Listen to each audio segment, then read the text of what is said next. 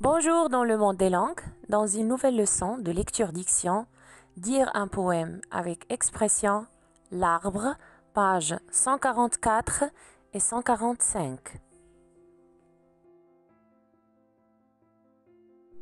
Question numéro 1. Je découvre le poème. Quel est le titre de ce poème? Le titre de ce poème, c'est L'arbre.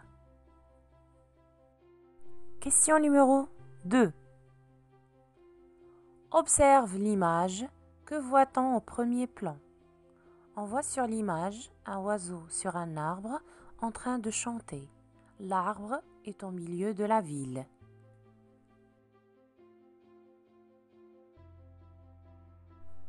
Question numéro 3. Où se trouve cet arbre? En ville ou dans une forêt? L'arbre se trouve dans la ville. Question numéro 4. Que voit-on sur l'arbre?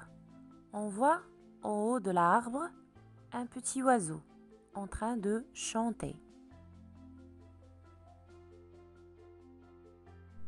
Maintenant, écoutez bien. L'arbre.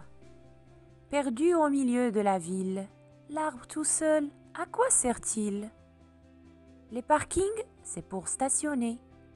Les camions, pour embouteiller. Les motos, pour pétarader.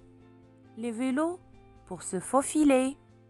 L'arbre tout seul, à quoi sert-il? Les télés, c'est pour regarder. Les transistors, pour écouter. Les murs, pour la publicité. Les magasins, pour acheter. L'arbre tout seul, à quoi sert-il? Il suffit de le demander à l'oiseau qui chante à la cime. Question numéro 5. J'écoute et je comprends. Qui a écrit ce poème? Celui qui a écrit ce poème, c'est Jacques Charpentreau.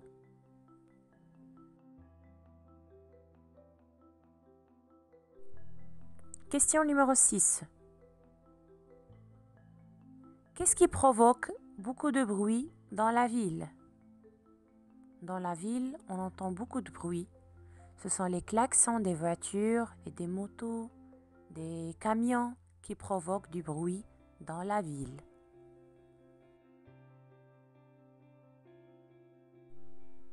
Question numéro 7. Y a-t-il d'autres arbres dans cette ville? Non, il n'y a pas d'autres arbres dans cette ville. L'arbre est tout seul dans cette ville.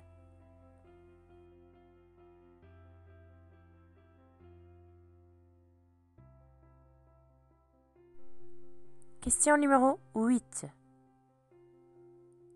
Comment l'arbre se sent-il dans la ville?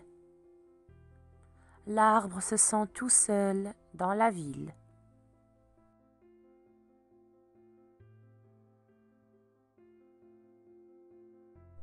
Question numéro 9. À quoi servent les transistors et les murs? Les transistors servent à écouter et les murs servent à la publicité. Question numéro 10. Où chante l'oiseau? L'oiseau chante en haut de l'arbre ou bien sur l'arbre. Question 11.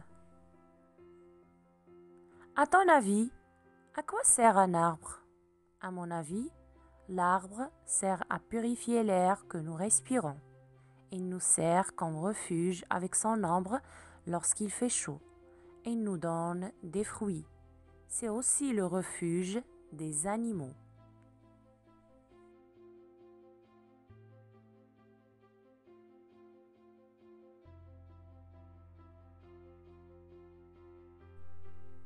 Question numéro 12.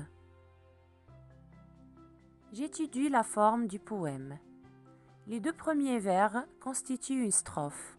Combien y a-t-il de vers dans la deuxième strophe? Dans la deuxième strophe, il y a 4 vers.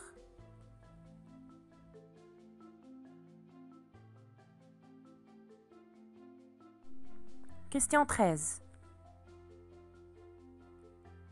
Quel son se répète à la fin des vers de la deuxième strophe?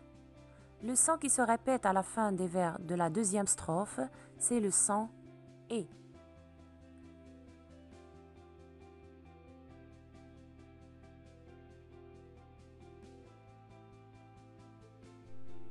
Question 14.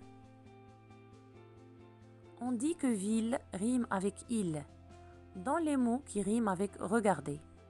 Les mots qui riment avec regarder, on peut donner par exemple pétarader, demander.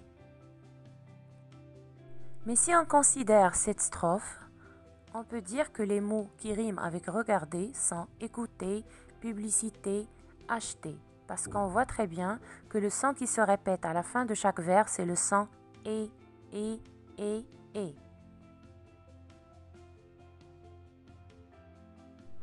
Question numéro 15.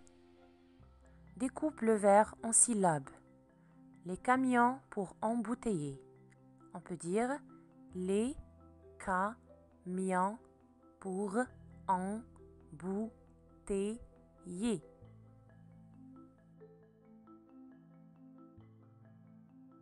Si vous n'arrivez pas à découper les mots en syllabes, je vous conseille ce site syllabes.net. Vous pouvez seulement écrire le mot que vous voulez découper en syllabes et il va vous donner le mot découpé en syllabes. Je vous donne ici l'exemple de embouteiller. Il y a 4 syllabes dans ce mot.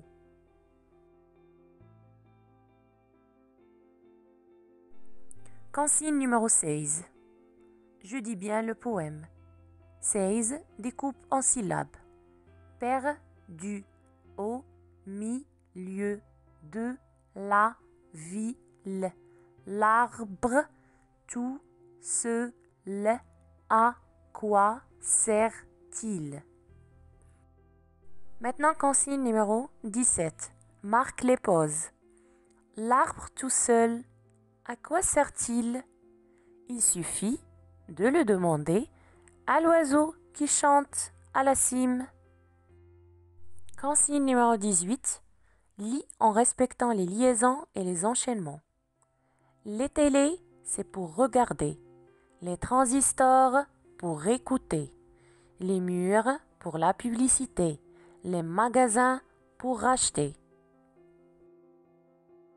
À bientôt.